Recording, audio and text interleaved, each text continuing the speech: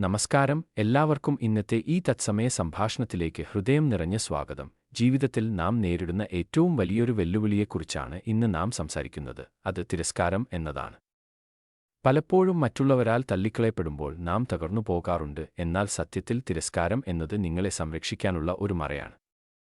നമ്മുടെ ജീവിതത്തിൽ ഒരു വാതിൽ അടയുമ്പോൾ നാം അതിൽ മാത്രം ശ്രദ്ധ കേന്ദ്രീകരിച്ച് വിഷമിച്ചിരിക്കും. എന്നാൽ ആ വാതിൽ അടഞ്ഞത് നിങ്ങൾക്കായി മറ്റൊന്ന് തുറക്കപ്പെടാനാണെന്ന് നാം പലപ്പോഴും മറന്നുപോകുന്നു. ഒരാൾ നിങ്ങളെ വേണ്ട എന്ന് വെച്ചാൽ, അല്ലെങ്കിൽ ഒരു അവസരം നിങ്ങൾക്ക് നഷ്ടപ്പെട്ടാൽ, അതിനർത്ഥം ദൈവം അല്ലെങ്കിൽ ഈ പ്രപഞ്ചം നിങ്ങൾക്ക് ഇതിലും നല്ലത് മറ്റെന്തോ കരുതിവച്ചിട്ടുണ്ട് എന്നാണ്.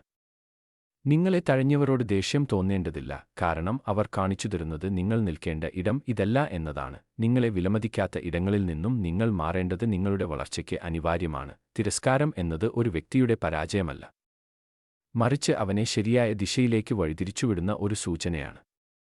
ചിലപ്പോൾ ഒരു ജോലിയിൽ നിന്നോ, ഒരു ബന്ധത്തിൽ നിന്നോ, അല്ലെങ്കിൽ ഒരു കൂട്ടായ്മയിൽ നിന്നോ നിങ്ങൾ ഒഴിവാക്കപ്പെട്ടേക്കാം. ആ സമയത്ത് ഉള്ളിൽ വലിയ വേദന അനുഭവപ്പെടുന്നത് സ്വാഭാവികമാണ്. പക്ഷേ ആ വേദനയെ നിങ്ങൾ ഒരു പാഠമായി ഉൾക്കൊള്ളണം. നിങ്ങൾ അർഹിക്കുന്നത് ഇതിലും മികച്ചതാണ് എന്ന് സ്വയം വിശ്വസിക്കുക. നിങ്ങളെ മനസ്സിലാക്കാത്തവരുടെ ഇടയിൽ സ്വയം തെളിയിക്കാൻ ശ്രമിക്കുന്നതിനേക്കാൾ നല്ലത് നിങ്ങളുടെ മൂല്യം തിരിച്ചറിയുന്നവർക്കായി കാത്തിരിക്കുന്നതാണ്.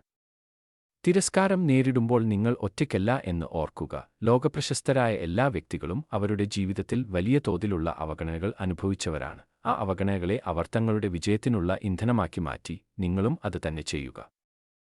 തോറ്റുകൊടുക്കരുത്. ആത്മവിശ്വാസത്തോടെ മുന്നോട്ടു പോകുക. നിങ്ങളെ തള്ളിക്കളഞ്ഞവർക്ക് മുന്നിൽ നിങ്ങളുടെ വിജയത്തിലൂടെ മറുപടി നൽകുക. ഓർക്കുക, ഇന്ന് നിങ്ങൾ അനുഭവിക്കുന്ന ഈ തിരസ്കാരം നാളത്തെ നിങ്ങളുടെ വലിയൊരു വിജയത്തിന്റെ മുന്നോടിയാണ്. ദൈവം നിങ്ങളെ ഒരു വലിയ ലക്ഷ്യത്തിലേക്ക് നയിക്കുകയാണ്. അതുകൊണ്ട് നിരാശപ്പെടാതെ പ്രത്യാശയോടെ മുന്നോട്ട് നീങ്ങുക. നിങ്ങളുടെ ഉള്ളിലെ കരുത്തിൽ വിശ്വസിക്കുക. എല്ലാവർക്കും ശുഭദിനം നേരുന്നു. നന്ദി.